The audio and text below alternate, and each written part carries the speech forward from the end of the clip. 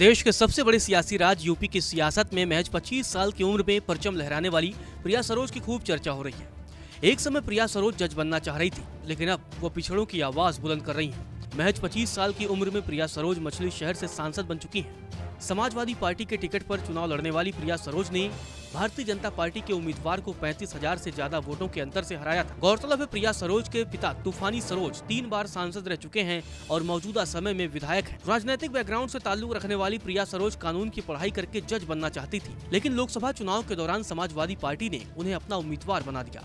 एक इंटरव्यू में प्रिया सरोज ने कहा था कि मेरे पिता एक अनुभवी राजनीतिज्ञ हैं और 1999 से 2014 के बीच लगातार लोकसभा चुनाव जीत चुके हैं, लेकिन मैंने कभी भी राजनीति में आने का नहीं सोचा था।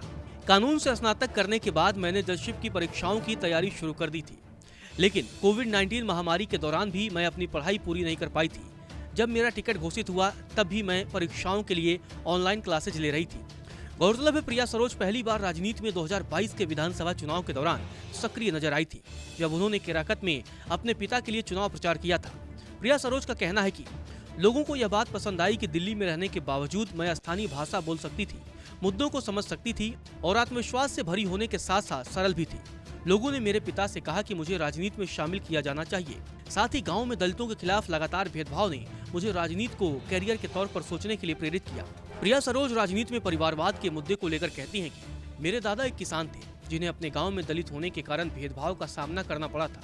इसके कारण उन्हें अपना गांव छोड़ना पड़ा और अपने समुदाय के अन्य लोगों के साथ बंजर जमीन पर बसना पड़ा, जो बाद में कटहरवा बन गया, जो मेरा पैतृक गांव है। मेरे पिता मुंबई में काम करते थे, लेकिन 1970 के दशक में इंदिरा गांधी के नेतृत्व वाली कांग्रेस सरकार के खिलाफ समाजवादी नेता जयप्रकाश नारायण के नेतृत्व में आंदोलन में भाग लेने के लिए उत्तर प्रदेश वापस आ गए।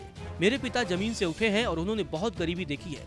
मुझे भाई भतीजावाद का शिकार कहना आसान है, लेकिन मैं जानती हूँ कि हमारे पिता और दादा ने हमें यहाँ तक लाने के लिए कितने संघर्ष किए हैं। प्रिया सरोज की अगर बात की जाए तो लंबे समय से वह अपने पिता के सरकारी आवास में रही। प्रिया सरोज ने एयरफोर्स गोल्डन जुबली स्कूल से पढ़ाई की।